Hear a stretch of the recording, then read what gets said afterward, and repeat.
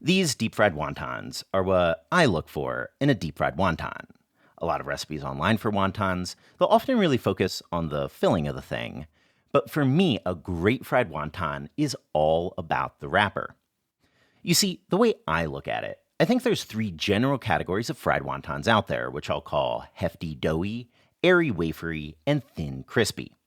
So if you're used to the takeout style wontons outside of China, generally those guys are hefty doughy. They're thick, so they can handle a good meatball's worth of filling, but it's so substantive that the wrapper can sometimes either get a little hard after extended frying, or conversely, end up a little on the doughy side. Then the other extreme is this sort that you can find in Guangdong that are really smooth and wafery. Very common these days in a restaurant setting. It's not my personal favorite, and they get that way using pre-made spring roll wrappers. For my personal tastes, this one here is my Goldilocks. It's thin, so no meatball, but you've got this wonderfully crispy blistered skin that's very, very dippable, very snackable, and also, I really have to say, really quite excellent right there next to a bowl of good Cantonese congee. So then, to make our wrapper aesthetic ideal, we'll first mix 100 grams of AP flour in with a quarter teaspoon of salt and an eighth teaspoon of sodium carbonate. The alkaline there to help the texture of the dough and get those nice wrapper bubbles when it's frying. Then, to that, swirl in 50 grams of water and just roughly knead that for about a minute or two until you can get a proper ball. And then just let that sit for 40 minutes to let the gluten develop. Then, after that time, to roll, we'll be passing this all through a pasta maker.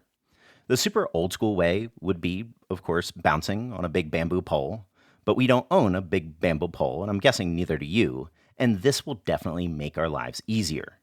What you will want to do is pass it through the widest setting of the pasta maker, fold it in half, and then pass it again, and again, repeating 7 times in all. This step is basically the pole bouncing equivalent, and it'll strengthen and homogenize our dough. Then, after that, roll it down through setting 3 to extend the dough, and then cut that dough into 2. Then roll those 2 through the second smallest setting. And if you wanted that hefty doughy wrapper, you could stop right here at about this consistency. But for ours, we'll dust it thoroughly then with flour and roll it again on the very thinnest. And then with that sheet, now we can cut those up into roughly 6x6, 7x7-ish squares, and just like that, we've got ourselves a whole bunch of wonton wrappers. Now, to fill these, we won't really need to overthink this too much because, again, the meat here is just this tiny little pouch. So we'll just start off with 100 grams of ground pork. About 20% fat is ideal, and give that an additional hand chop with a knife or cleaver for about 3 minutes to get it into a bit of a smoother paste. Move it over to a bowl, then to that toss in an 1/8 teaspoon each salt, sugar, chicken bouillon powder, a good sprinkle of white pepper, and a mix of a half teaspoon liaojiu, aka Shaoxing wine, and cornstarch. Toss that in and mix that well in one direction only for about 2 minutes. Then take that filling and dot it against your bowl 10 to 15 times to let that all come together and give it a touch of spring. And then we can wrap. And luckily, for this style of wonton, it really is wrapping on easy mode, basically the dim sum tutorial level. Just take about a half teaspoon and change of the filling, about 3 to 5 grams, and place that at the center of your wonton. Then fold the corner over diagonally, leaving the edges so that they don't quite overlap. Press, then take the other diagonal, folding it over in the same way, sans overlap, press again, and done. The essence here is to really not overthink this. Once you get on a roll, you can really pump these out in a flash. So work through all those, and then these are ready to fry.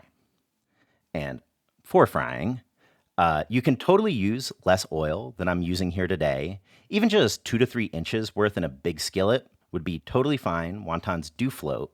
You might just need a couple more batches here than my 2.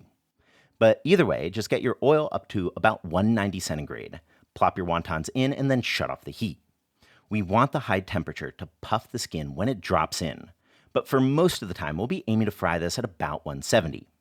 So after about 4 minutes, your wontons should be nice and golden brown like this. So then drain and toss those on a paper towel lined plate. Now, to serve these, you can definitely use whatever dipping sauce you want. Cantonese chili garlic sauce is also really nice. But in our old home of Shunda, by far the most common dip these days, believe it or not, is this bottle of Thai sweet chili sauce from Lee Kum Kee. And I mean, it definitely is quite good here. It cuts the richness of the fried wonton, making for a pretty perfect little morsel of a snack. Or, also, again, I do have to say, something nice and crispy next to some excellent Shunda-style congee. But in addition to those classic fried wontons, because we are influencers, I guess, we did want to let you in on a little meme food right now in Guangdong, Durian wontons. Now, durian, of course, is a classic meme food in China. It's sort of the Chinese equivalent of how the old millennial internet saw bacon. And so in a handful of shops, you can find these sorts of durian-stuffed deep-fried wontons. It's a pretty fun idea, we thought, so we decided to make our own version, which actually kind of proved to be a bit of a difficult nut to crack. And that's because those shops, I would guess, use manufactured durian filling. But we wanted to use durian, and durian has a lot of moisture. If you just deep fry the thing directly, even if you mixed it with something, this is what you'll get. And that's just one. Imagine a whole plate of them. So what we decided to do was first take 80 grams of durian. This guy was frozen and thawed. Toss it on a paper towel and nuke it on low for 2.5 minutes. That, by itself, will help. But to cover our bases with our very thin wrappers, we also wanted to have a custard as a base. So that was just 30 grams of thoroughly whisked egg mixed in with a quarter teaspoon of salt, tablespoon sugar, and 30 grams of cornstarch, mixed well until no clumps remain. And once your nuked durian is cooled down, mix that in as well. Then just pop that into an oven at 175°C for about 12 minutes. And at the end, you should be looking at something about this consistency. Then we decided to mix that with 80 grams of cream cheese, goes great with durian.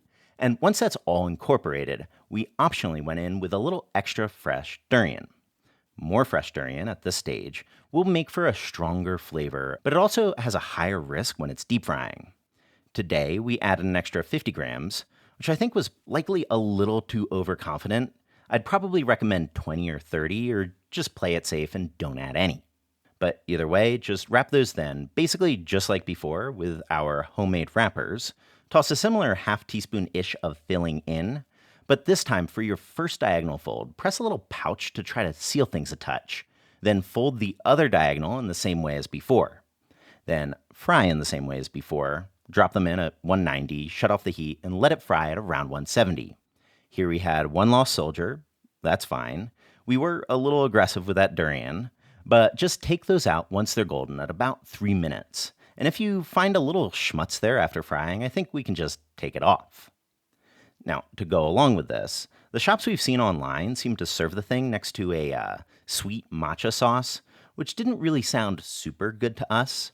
So instead, we decided to whip up a Thai salted coconut milk sauce like you would see served alongside mango sticky rice.